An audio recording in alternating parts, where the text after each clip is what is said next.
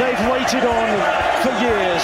17 for silverware, 41 for this. Tottenham Hotspur are the UEFA Europa League winners. Do you feel that was a fairly gutless performance? I'll go further, Paul. It's the kind of performance that got Nuno sacked at Tottenham. The obvious, this isn't working, to this isn't going to work. What the hell happened to Tottenham? Thomas Frank has been sacked, 16th in the Premier League, 5 points above relegation. The man who built Brentford into a Premier League mainstay, gone after 8 months at Tottenham. But here's what nobody's talking about. This season, Tottenham finished 4th in the Champions League phase, above the likes of Barcelona, PSG and Inter Milan. How does a team excel in Europe's elite competition, but collapse domestically? And if you think this is just about Thomas Frank, 9 months ago, Tottenham did the exact same thing. The Europe Mirage. They finished 1 place above relegation, and yet, they won the Europa League.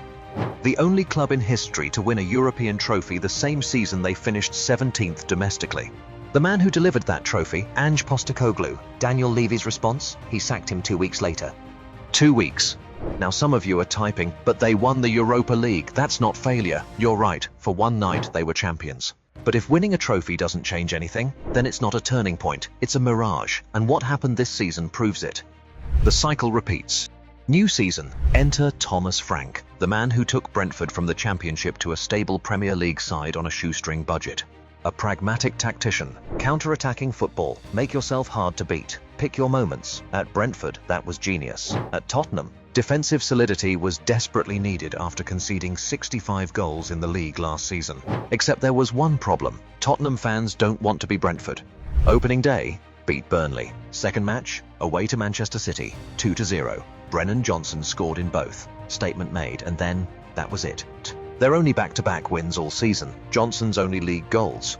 Even when results looked good, the signs were there. They needed a 94th minute equaliser against Wolves, the worst team in the league. Everton missed 3 huge chances in a 3-0 win for Spurs that flattered them beyond belief. Tottenham weren't controlling games. They were surviving them, and survival football eventually collapses. The pattern emerges. Let me show you the Tottenham pattern. At home this season, where they should be strongest, they won 10 points out of 39, 10 out of 39. They scored only 16 goals at home, the 5th lowest in the entire league. Think about that. They beat Manchester City 2-0 away at the Etihad. Statement made. Then Wolves come to town. Fulham. Teams that should be rolled over. And Spurs can't score, can't control the game, can't impose themselves. Manchester United, 91st minute, Tottenham leading, then De Ligt scores in the 96th, 2 points dropped. Romero's 95th minute overhead kick against Newcastle. This was the kind of thing Spurs were relying on to win points, not dominating the match. Just moments of individual brilliance. Arsenal, 4-1, humiliated by their biggest rivals the moment pressure arrived. After that 3-0 win over Everton, they have only 2 wins in 17 league matches, no wins since 2026 began. But wait, this season, Spurs finished 4th in the Champions League phase, 5 wins out of 8, 1 loss. They looked like contenders in Europe, and in the Premier League, 16th, 5 points above relegation.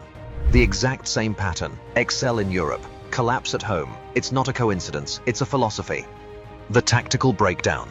Ask 10 Spurs fans what their team is supposed to be, you'll get 10 different answers, but watch the matches closely and you'll see the real problem. It's not that they don't have a style, it's that the system itself is broken. The pressing structure, disjointed, half-committed, easy to bypass, no synchronization between the lines. The midfield shape overloads the wrong zones, leaves central space empty. The double pivot sits too deep, no progression up the pitch. Build-up play? The centre-backs don't trust the midfield. They avoid passing into central areas, panic the moment they cross the halfway line. The attacking structure? Cross and hope. No rotations, no patterns of play, no through balls. No identity, no structure, no plan, no chemistry. Because here's what Thomas Frank realized too late. Brentford thrived being the underdog, counter-attacking, pragmatic, low-block defense. But at Tottenham, you're expected to dominate, to break teams down, to control possession against sides sitting deep. You can beat City on the counter at the Etihad, but you can't break down Wolves at home. And when infrastructure fails, managers pay the price. 16th place, 5 points above relegation, Thomas Frank sacked. The numbers don't lie. The mentality myth. People love to talk about Spursy, that Tottenham are cursed, mentally weak, that they bottle it. But where does that mentality come from? It comes from a chairman who celebrated top 4 like it's a trophy, who fired managers before cup finals, Who sacks a Europa League winner 2 weeks after he delivers silverware? Listen to what Antonio Conte said before he left. The club doesn't want to win. That's not a tactical disagreement. That's a manager realizing the ambition doesn't exist. When even serial winners like Conte and Mourinho give up, the problem isn't the players, it's the building. History shows that hiring an elite manager at Spurs is like that meme with the Bugatti parked outside a mobile home. All the pedigree in the world, trapped in the wrong structure. When the club's own hierarchy treats winning as optional, as long as revenue targets are hit, why would the players die for a trophy? Culture always wins, and Tottenham's culture is broken at the top. The real problem. Daniel Levy was chairman for 24 years. In that time, Tottenham won 2 trophies, but here's what he built: a £1 billion stadium, record revenues, a business model that made shareholders very, very rich. He already got what he wanted. Winning the Premier League doesn't make ENIC more money than consistent top 6 finishes do. It's riskier. It requires spending that cuts into profit margins. So why do it? From a business perspective, Levy was a genius. From a football perspective, his decisions are why they're 16th.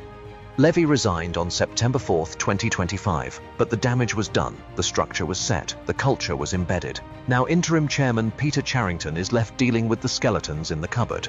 Frank inherited Levy's instability. When results dipped, he became the solution. How many managers must fail before you question the structure?